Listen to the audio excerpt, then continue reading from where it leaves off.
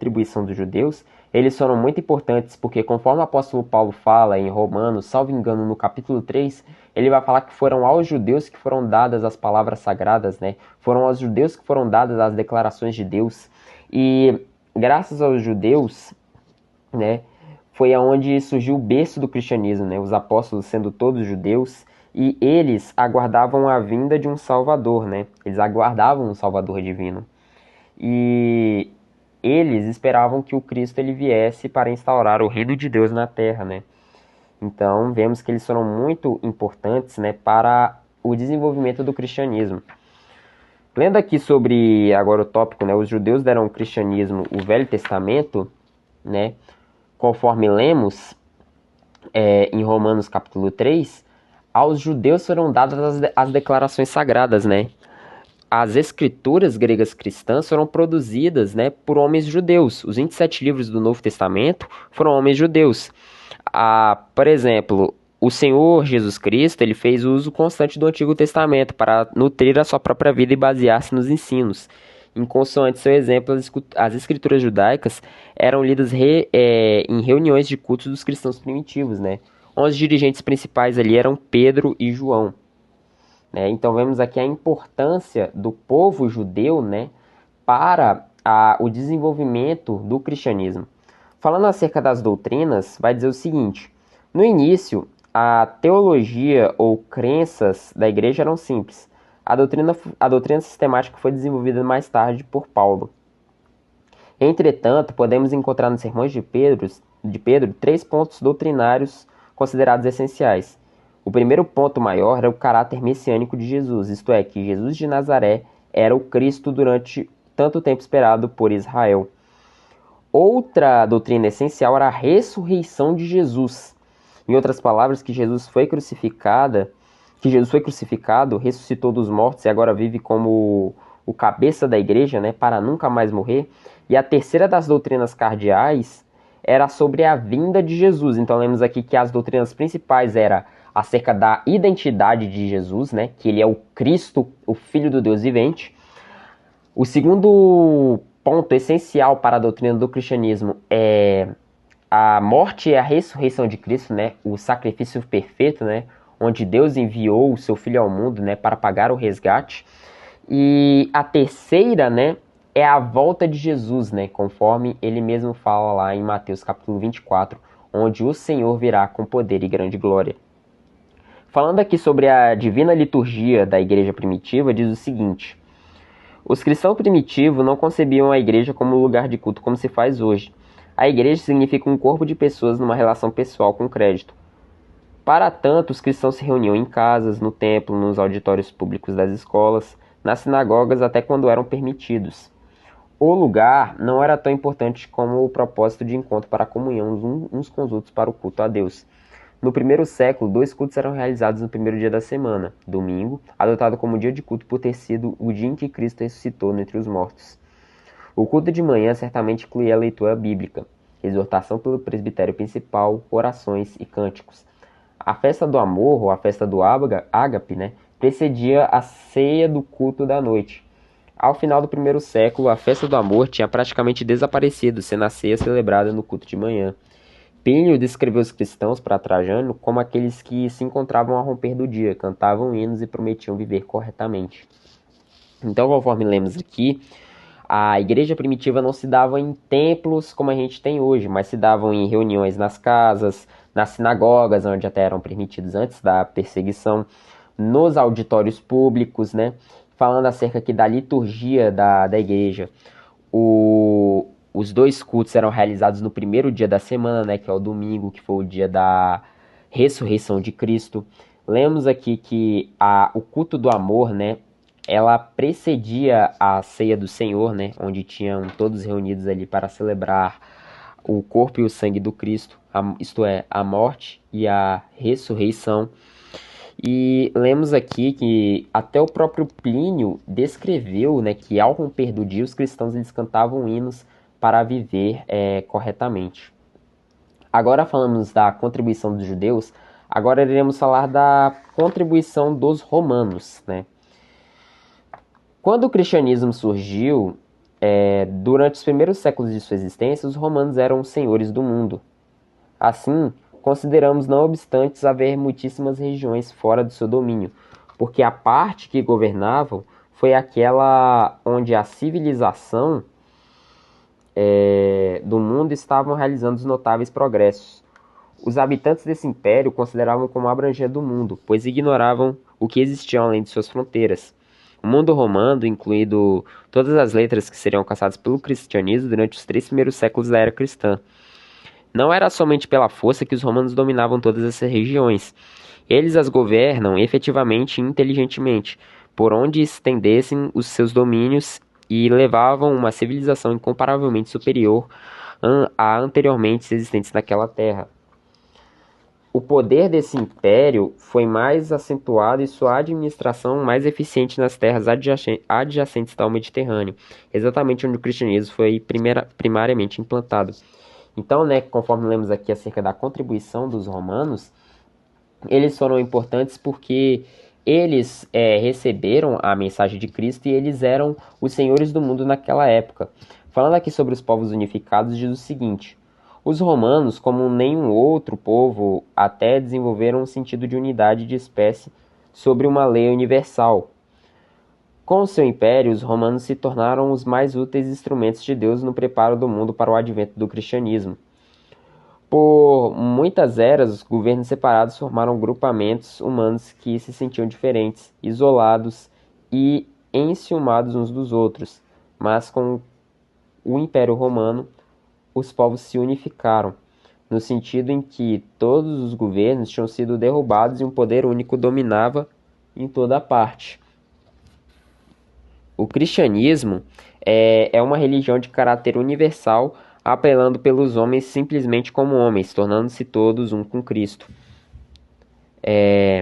Para tal religião, a preparação mais valiosa foi a unificação de todos os povos sob o poder político de Roma. Então, lemos aqui, né, sobre a questão dos povos unificados, né? Ele fala, isso envolve muito a questão do Império Romano, como eles eram uma religião unificada e universal. O cristianismo também se tornou, né, ele é, por assim dizer, uma religião de caráter universal, né?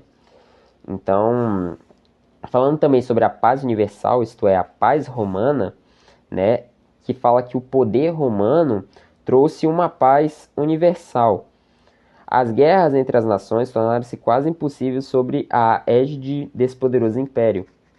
Esta paz entre os povos forneceu extraordinariamente a disseminação entre as nações da religião, que pretendia um domínio espiritual universal. É na paz que se constrói, ou seja, lemos aqui que os romanos eles pregavam uma paz universal, né, a partir desses povos unificados.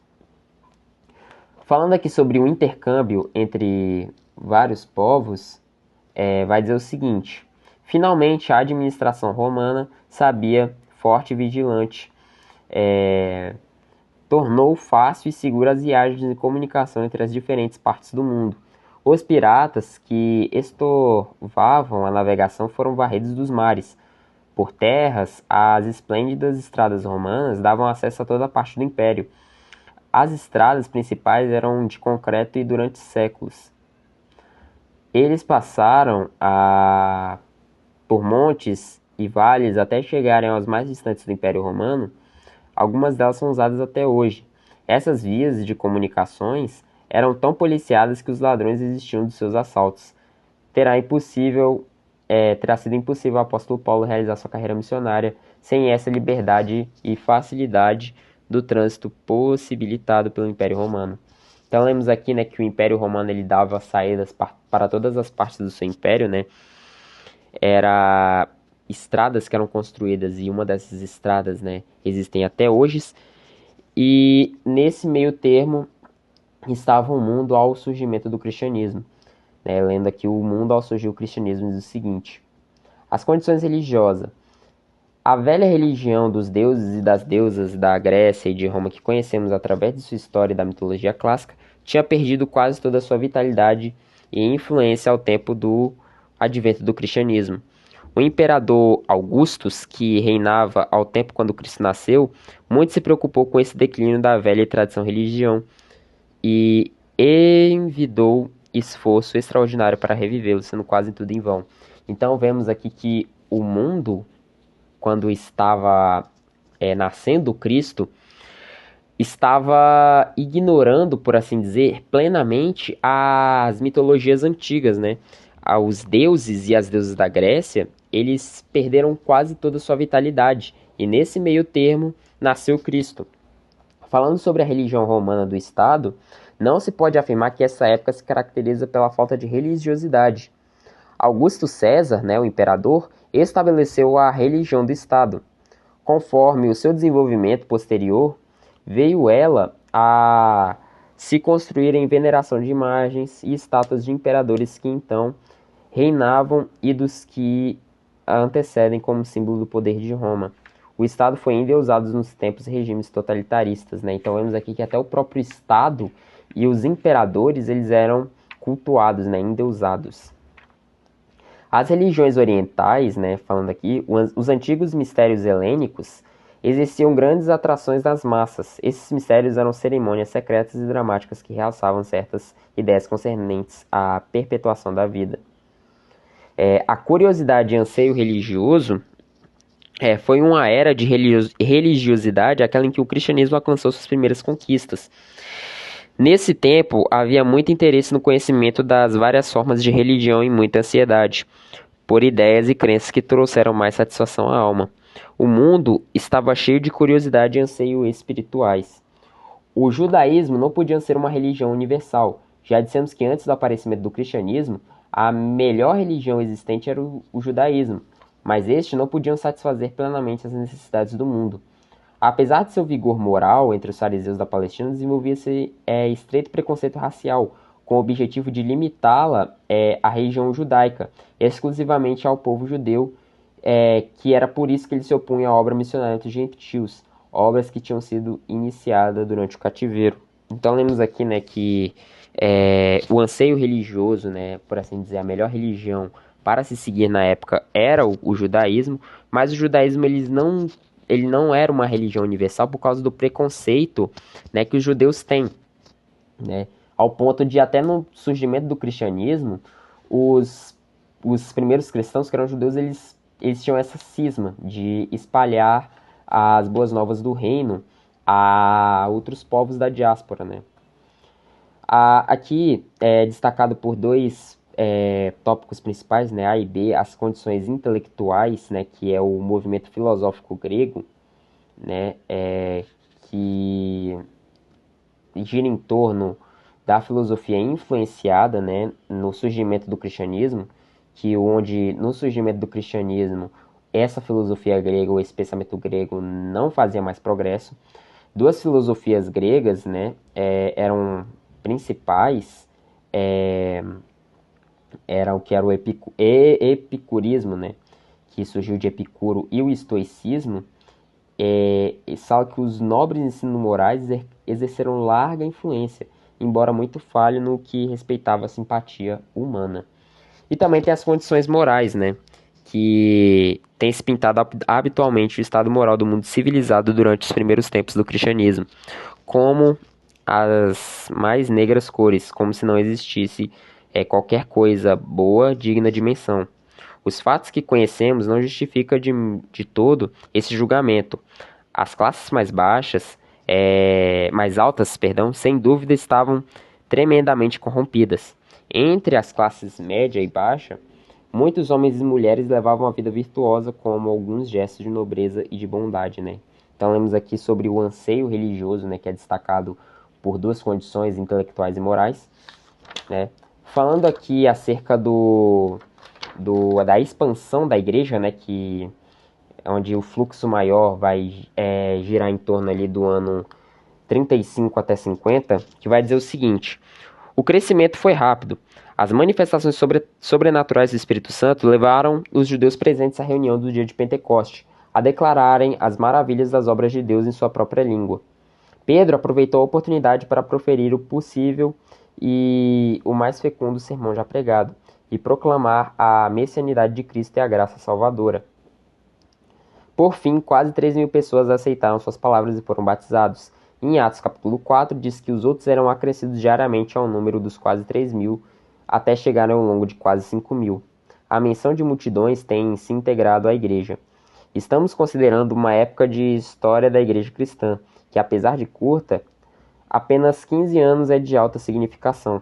Quando se iniciou esse período, a proclamação do evangelho estava limitada à cidade de Jerusalém e às aldeias próximas. Os membros estavam limitados, todos israelitas por nascimento ou por adoração. Quando terminou, a igreja já se havia estabelecido na Síria, na Ásia Menor e havia alcançado a Europa. Além disso, os membros da igreja agora não eram inclusivamente judeus. Em alguns casos, predominavam os gentios. A reação do clero judeu, né, esse crescimento tão rápido, até então não se fez oposição clara da parte dos judeus. As autoridades eclesiásticas logo perceberam que o cristianismo representava uma ameaça às prerrogativas como intérpretes e sacerdotes da lei. Por isso, reuniam com suas forças para combater até mesmo a religião cristã. A perseguição veio primeiro de um organismo político, o Sinédrio, que com a permissão do Império Romano supervisionava a via civil e religiosa do Estado. Pedro e João, né, conforme lemos no relato de Atos capítulo 4 e 5, eles tiveram a comparecer perante os judeus e eles foram proibidos de pregar sobre Jesus, né? Mas eles se recusaram a cumprir a ordem. Mais tarde, essa perseguição foi ficando mais forte, onde chegou ao ponto do Herodes executar Tiago, né? E prender o apóstolo Pedro.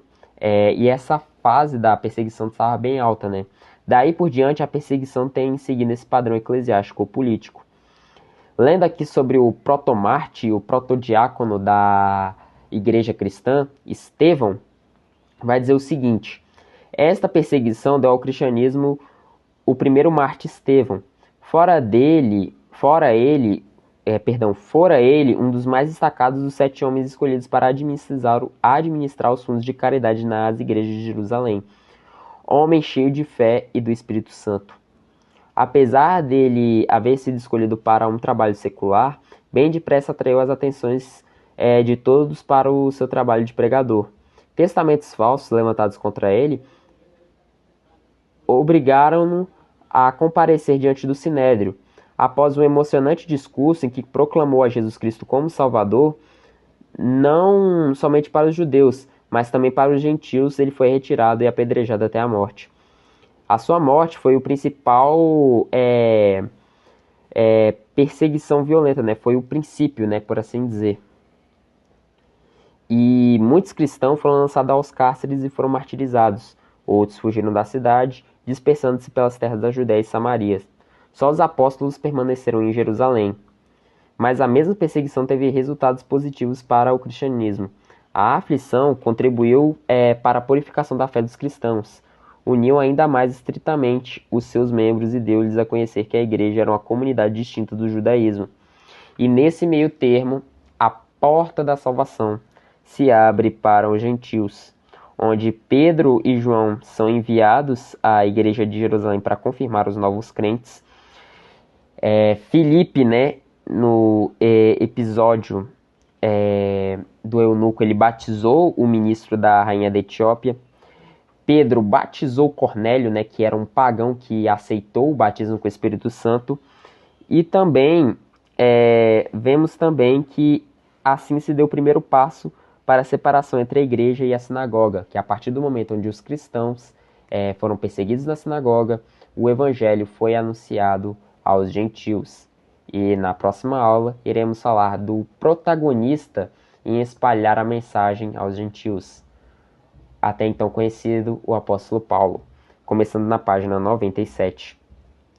Então eu vou ficando por aqui, eu espero que vocês tenham gostado. Se gostou, que Deus continue abençoando grandemente vocês, em nome de Jesus. Amém.